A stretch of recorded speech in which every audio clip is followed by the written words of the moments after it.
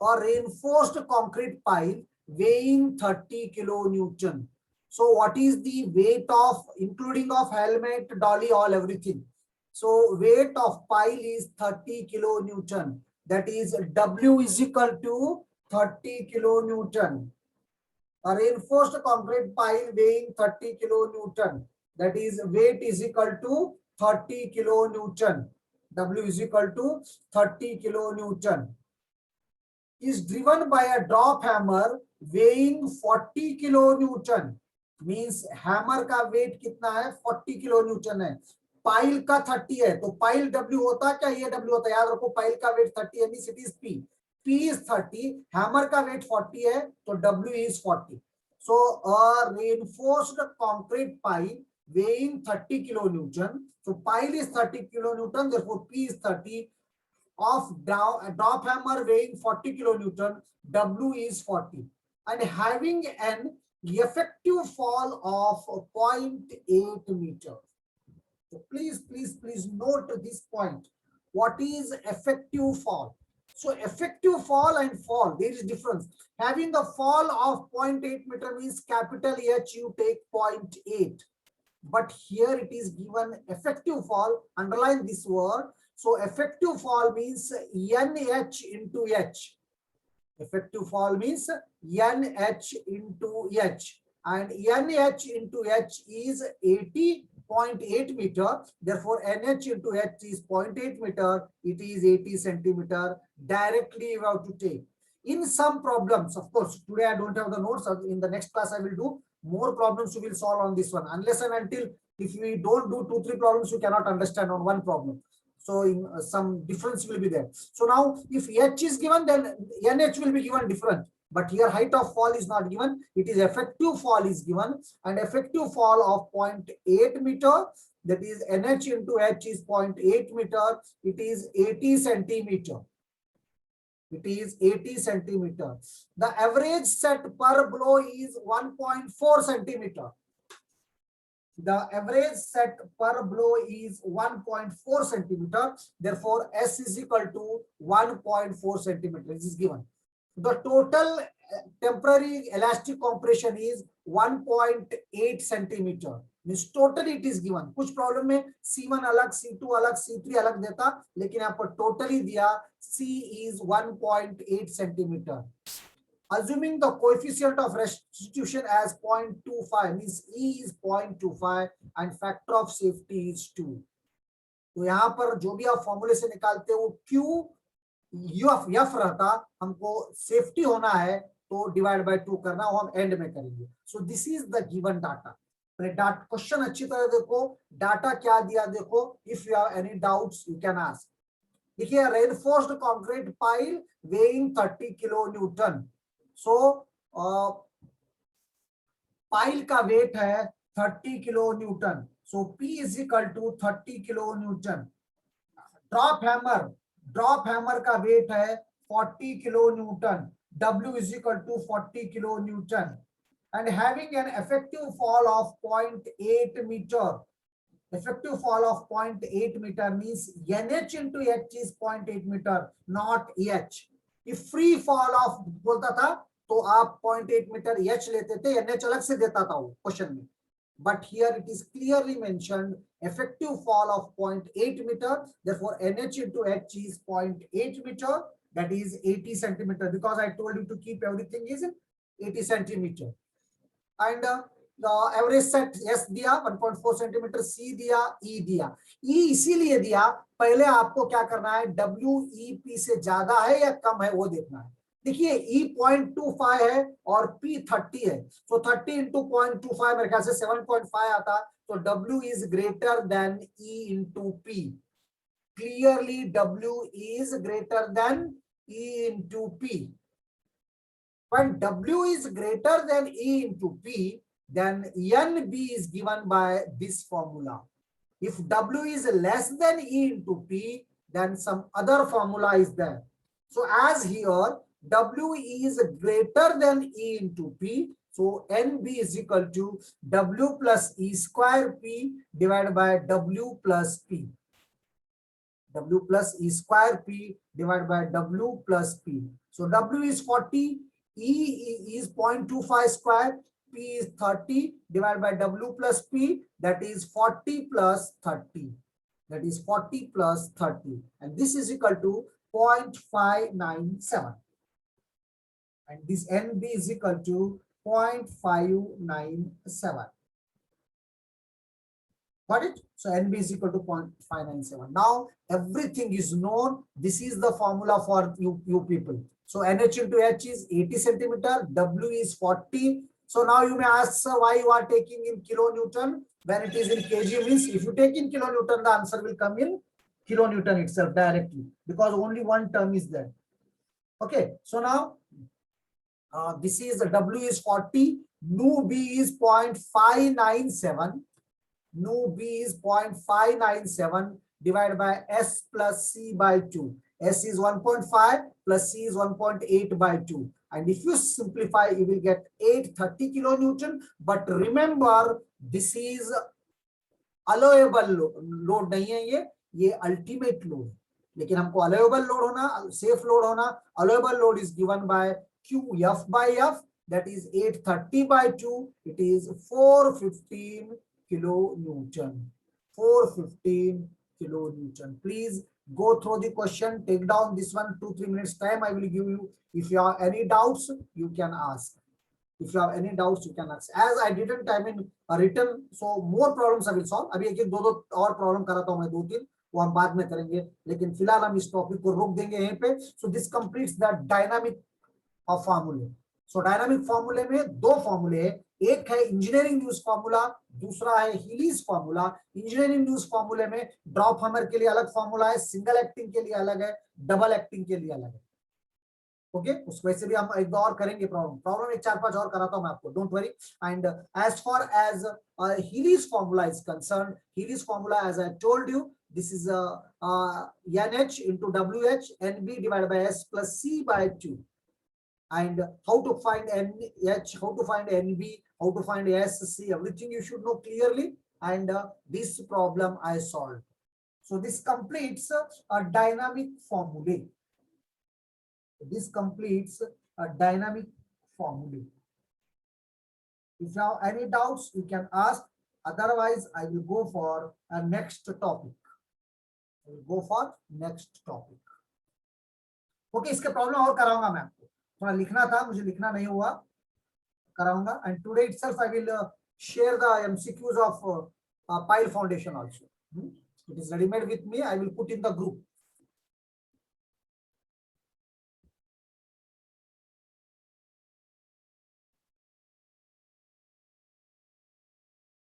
Okay, any doubt please?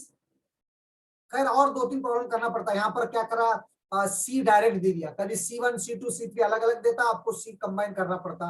हाँ, कभी W less than EP होता, तब ये फॉर्मूला अलग हो जाता. हाँ, तो ये सब देखिए, बाकी का तो सब सेम रहता.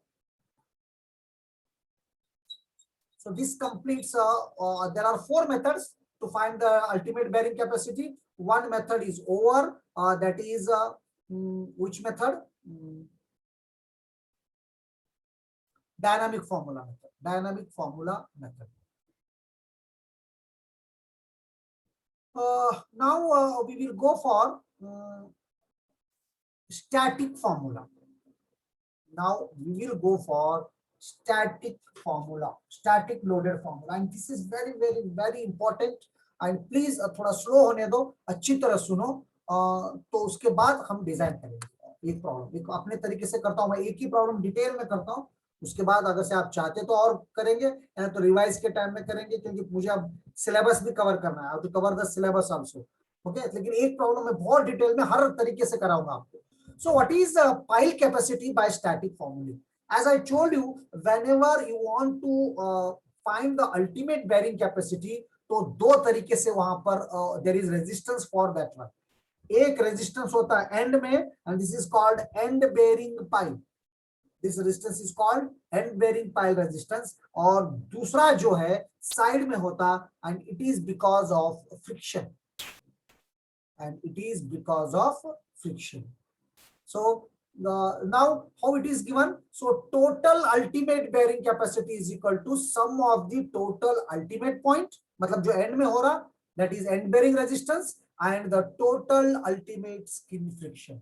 So total ultimate skin friction. So remember, QU is equal to total ultimate bearing capacity is equal to total ultimate bearing capacity QU is equal to QUP plus QUS. QUS की जगह कुछ लोग इसको QF भी बोलते हैं, ये notation का उतना इंपॉर्टेंस मत दो आप. So QU is equal to QUP और PU भी बोलते हैं कुछ लोग. हाँ, तो कुछ फर्क नहीं पड़ता. तो आप कोई सा भी एक नोटेशन याद रख के करते जाओ. कभी कभी मैं दो दो नोटेशन अलग बुक यूज करने से चेंज हो सकता है. आप एक ही याद करो और उसको निकालते जाओ. So what he says that total ultimate bearing capacity by static formula is given by QUP plus QUS or QF. So QUP is the what is QUP? QUP is the total ultimate end bearing resistance. because जो end से bottom में इसको resistance आता, that is the total ultimate end bearing resistance. और दूसरा जो रहता that is second is QUS or QF. This is because of friction. So this is because of end bearing point resistance. This is because of friction. And as you know, stress is equal to load by area, and load is equal to stress into area. So end का जो area रहता QUP is equal to small QB into AP. QB into AP. AP means area of that end bearing pile bottom में. और QB मतलब जो stress है वहां पर वो स्ट्रेस कैसा निकालना एंड बेरिंग का मैं आपको बताता हूँ. FS means this is the frictional resistance or frictional stress that I will find, and AS is equal to surface area. AS is equal to surface area. देखिए ये जो है सरफेस में हो रहा फ्रिक्शन, इसलिए FS into AS we take, and यहाँ पर ये है QB into AP. So formula क्या बनता है? QU is equal to QB into AP plus FS into AS. ये थोड़े बहुत नाम आगे पीछे हो सकते हो, उतना मत सोचो आप. तो याद रखो total Q is equal to because of end resistance or ultimate resistance plus because of friction. So QUP plus QF. और QUP कैसा देते हैं हम? स्मॉल QB into AP और FS into AS. Okay, problem करने बाद और आपको क्लियर होता है. Where QU is equal to ultimate load applied on the top of the pile. QU is equal to ultimate load applied on the top of the pile. QB small is equal to ultimate unit bearing capacity of the pile at the base. AP is equal to bearing area of the base of the pile. AS is equal to total surface area of the pile embedded below ground surface, and FS is equal to unit skin friction. तो ये सभी चार चीजें रहना. इसमें areas कैसे निकालना ये तो बहुत इजी है, आप खुद निकाल सकते हैं. ये क्यूबी कैसे निकालना, एफएस कैसे निकालना, ये मैं आपको बताता. तो उससे पहले मुझे ये बताओ, एक सिलिंड्रिकल पाइल है, उसका डायमीटर डी है और उसका लेंथ एल है. Cylindrical diameter pile is there, उसका डायमीटर स्मॉल डी है, उसका लेंथ एल है. मुझे बोलो एपी कैसा निकालते. चैट बॉक्स में लिखो या अनम्यूट करके बोलो, what is the formula for that cylinder and as for that cylinder. पहले ये आप अच्छी तरह समझो. एपी कैसा निकालते हैं? एपी कहां पर एक्ट करता? बॉटम ऑफ द सिलेंडर पे एक्ट करता रेजिस्टेंस. तो एपी का फॉर्मूला क्या है? ये सिलिंड्रिकल है फिगर, और इसका लेंथ या हाइट जो भी है एच ले लो, और इसका डायमीटर डी ले लो. What is the formula for AP and what is the formula for AS? Please write in the chat box. 1 minute time I will give. What is AP and what is AS?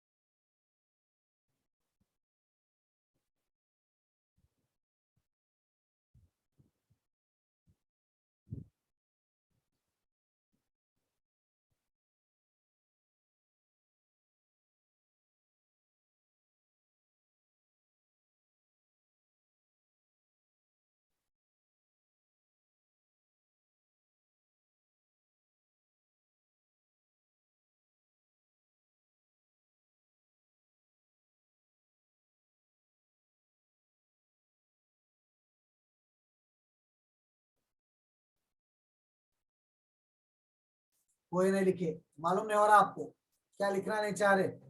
मुझे ये बोलो AP क्या है और as क्या है। ये cylinder है, मैं आपको बताया था ना, ये सिलेंडर है, सिलेंडर के बॉटम में एपी है। अब मुझे ये बोलो सिलेंडर का बॉटम जो रहता वो कैसा रहता, वो तो लिखो चार्ट बॉक्स में।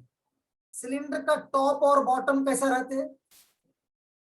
सिलेंडर तो मालूम हो रहा है ना, सिलेंडर किसको बोलते हैं, पता नहीं मराठी में क्या बोलते हैं आप लोग। Cylinder, what is the top face and bottom face of cylinder. Yes, Saurabh is saying right, it is circle. देखिए, और इस सर्कल पे लोड ऐड कर रहा, जो भी रेजिस्टेंस है बॉटम एंड बेरिंग रेजिस्टेंस सिर्फ बॉटम से ऐड कर रहा ना, तो सर्कल से ऐड कर रहा। अगर से सिलेंडर का डायमीटर डी है तो एपी का, एपी कितना होता, पाई बाय 4 डी स्क्वायर। याद रखो एरिया ऑफ सर्कल क्या है, पाई बाय 4 डी स्क्वायर। तो याद रखो when ever cylindrical pile is there, then AP is given by pi by 4 d square। ये क्लियर है क्या आपको। AP is given by pi by 4 d square। Suppose करो क्यूब क्यूब है, cube है, क्यूब के शेप का है और उसका साइड है ए और लेंथ है एल, तब एपी कितना होता। अगर से सिलेंडर है तो AP is pi by 4 D square. What about the cube, what is the cube, cube अगर से रहा तो एपी कितना होता। देखिए जब, समझ रहे ना आप मेरी बात को, ये समझाने के लिए मैं बार बार कोशिश कर रहा हूं। देखिए जब क्यूब रहता, नीचे कैसा रहता उसका, क्यूब का नीचे का फेस कैसा रहता, जैसा सिलेंडर का सर्कल रहता वैसा क्यूब का कैसा रहता, नीचे का फेस और टॉप फेस। मुझे ये बोलो, क्यूब, क्यूब मतलब माहित आहे तुम्हाला क्यूब काय कळतं की नाही, मराठीमध्ये काय म्हणतात मला पण कळणार। क्यूब जो रहता सब साइड इक्वल रहते, अगर से इस टाइप का फिगर रहा और तो बॉटम फेस कैसा रहता, टॉप फेस कैसा रहता, स्क्वायर। यस प्रति, तो नीचे जो रहता स्क्वायर रहता और स्क्वायर का एरिया क्या रहता, एल इंटू ए इंटू ए और एल इंटू एल, जो भी साइड है स्क्वायर। तो एपी कैसा डिसाइड करते मालूम है, तो आपका सिलिंडर, आपका पाइल कैसा है। अगर से पाइल आपका सिलिंड्रिकल है तो AP is pi by 4 D square. अगर से क्यूब है ए इंटू ए, अगर से क्यूबाइड है तो नीचे रेक्टेंगुलर बनता, नीचे रेक्टेंगुलर बन के लेंथ इंटू ब्रेड, इस तरह आप एपी निकालो। क्यू भी कैसा निकालना, what is the end bearing resistance, that I will tell afterwards in detail. Q भी निकालने के बारे में ज्यादा मत सोचिए, बहुत कॉम्प्लिकेटेड है, मैं आपको इजी बना के जितना आपके सिलेबस को जरूरत है उतना बताता हूँ। तो एपी कैसा निकालना मालूम हुआ। अब मुझे ये बोलो एक सिलेंडर है, उसका डायमीटर डी है, diameter of cylinder is D और उसका लेंथ एल है, तो वहां पर एएस कैसा निकालते हैं। याद रखो एएस फ्रिक्शनल रेजिस्टेंस है, ये सराउंडिंग द सिलेंडर रहता, तो एएस कैसा निकालते हैं। How you are going to find AS, AS of cylinder. AS मतलब टॉप को और बॉटम को छोड़ के जो सर्कमफ्रेंशियल रहता ना वो एरिया, तो एएस कैसा निकालते हैं आप।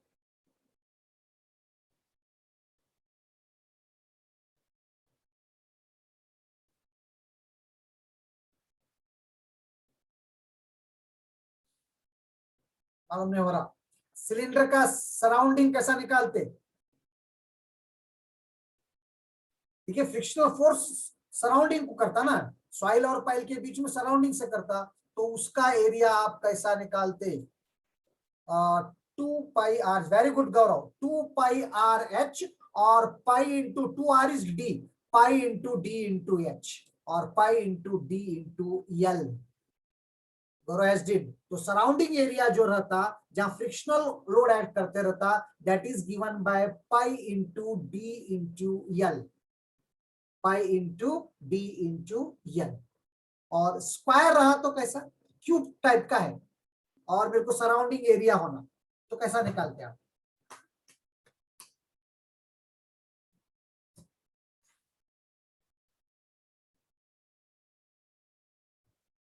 ऐसा नहीं बड़ी,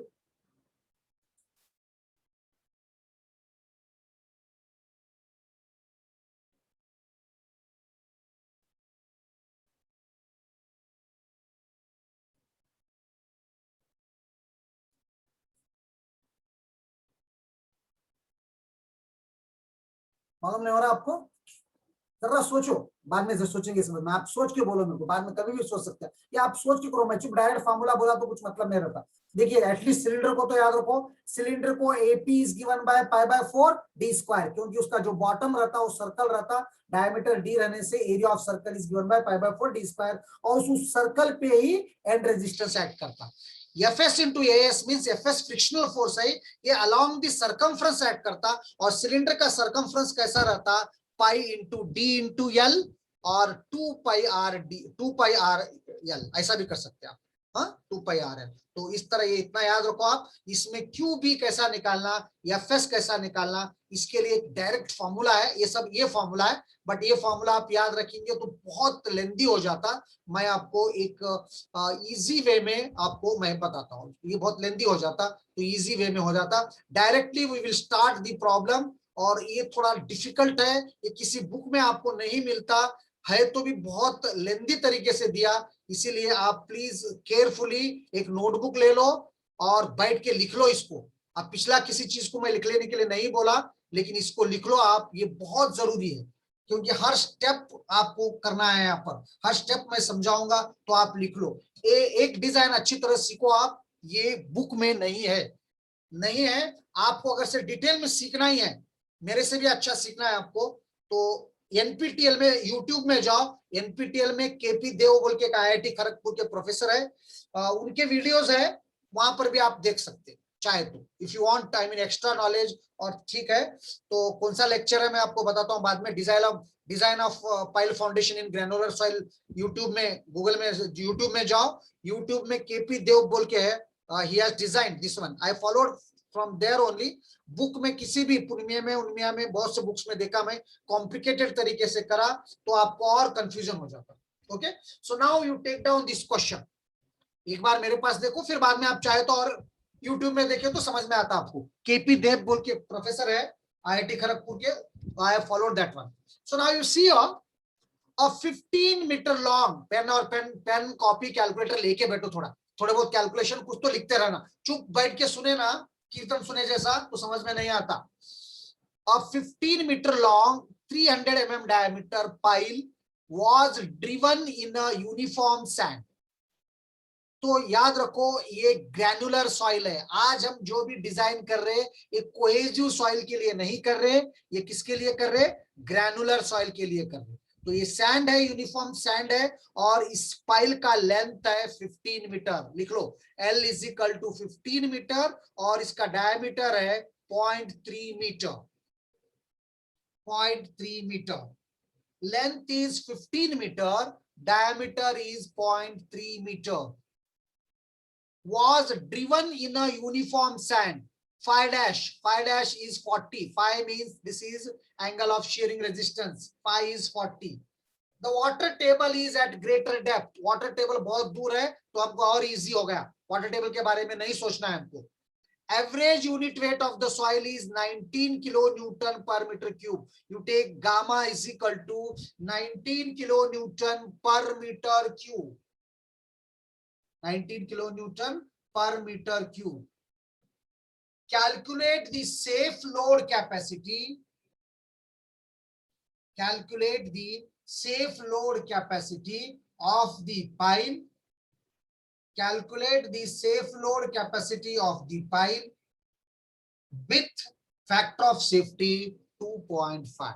हम पहले अल्टीमेट निकालेंगे, बाद में डिवाइड बाय 2.5 करेंगे, ठीक है। तो ये है क्वेश्चन, यहाँ पर डाटा क्या क्या दिया, 15 मीटर लेंथ दिया, डायमीटर 300 mm दिया, 0.3 मीटर होता, उसके बाद 540 डिग्री दिया, वाटर टेबल बहुत दूर है, गामा आपको 19 किलोमीटर मीटर क्यूब पर दिया।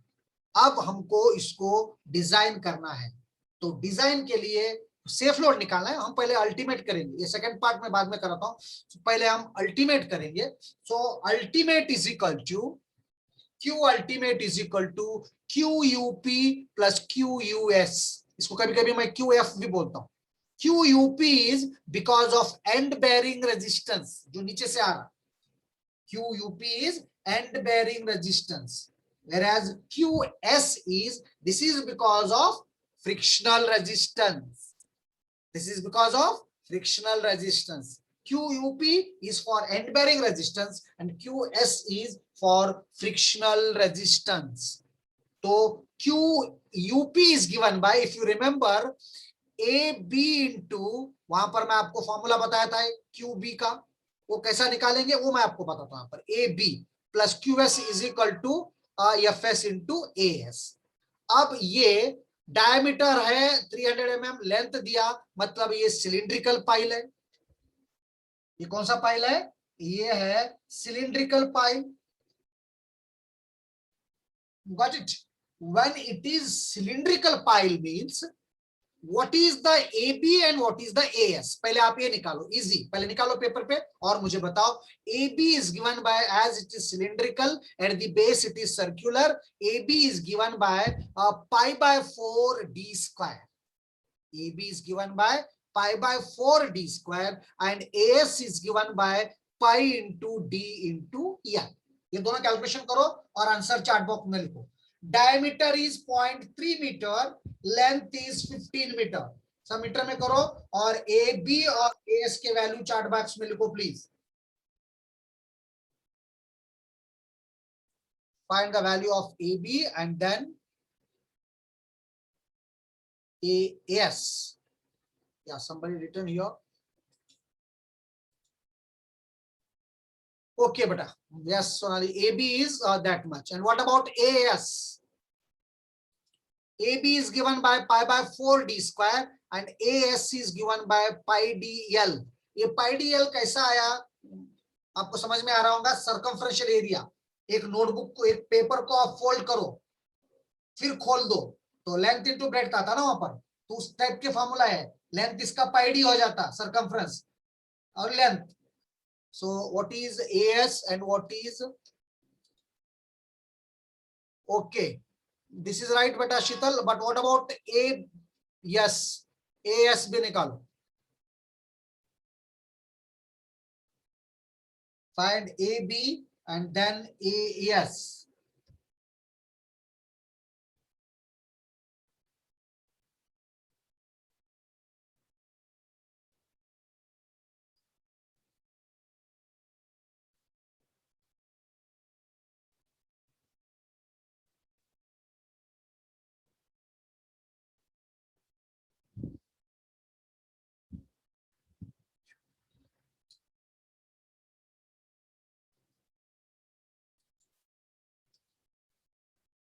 Okay. Okay, शीतल, यस सोनाली, राइट। तो ये आपको एएस और एबी कम से कम इतना तो क्लियर हो गया। ओके, पहले फॉर्मूला क्लियर। ये प्रॉब्लम मैं बार बार बोल रहा हूं आपको, ये प्रॉब्लम आप मेरे पास अच्छी तरह सीखो। इसके बाद आपके पास नेट है, आपके पास मोबाइल है, क्या कंप्यूटर है, टैबलेट है, आप यूट्यूब में जाके केपी देव एनपीटीएल का फाउंडेशन इंजीनियरिंग का ये वीडियो है, वो अवेलेबल है। अगर से आप बहुत ही डिटेल में पढ़ना चाहते सब वीडियो पढ़े तो मेरी भी जरूरत नहीं पड़ती आपको, लेकिन अब आप पूरा देखेंगे तो मेरी नौकरी जाती, इसलिए पूरा मत देखो। आप कम से कम ए टॉपिक तो देखो, at least you study this topic and you study this in detail. हो गया? तो यहाँ पर ए बी कैसा निकालना और ए एस कैसा निकालना क्लियर हो गया। तो उसके बाद ए बी से हम स्ट्रेस को लोड को मल्टीप्लाई करते हैं ना यहाँ पर, तो वो लोड कैसा निकालना और यहाँ पर इसको कैसे लोड से मल्टीप्लाई करना, वो मैं आपको, अब एक ब्रेक ले लो, एक 2-3 मिनट का, उसके बाद मैं आपको बताता हूँ आगे। हाँ, तो प्लीज इसके बाद भी इमीडिएट एक अभी 3-4 मिनट के बाद फिर ज्वाइन हो जाओ, और ज्वाइन होने के बाद मैं अब आपको ए बी और ए एस कैसा निकालना सिलेंडर का ये तो क्लियर है, बाकी की चीजें कैसे निकालना आप एक बार प्रोसीजर से सीख लिए तो then it is very easy, then it is very easy. Okay, got it? So now have a break of 2-3 minutes.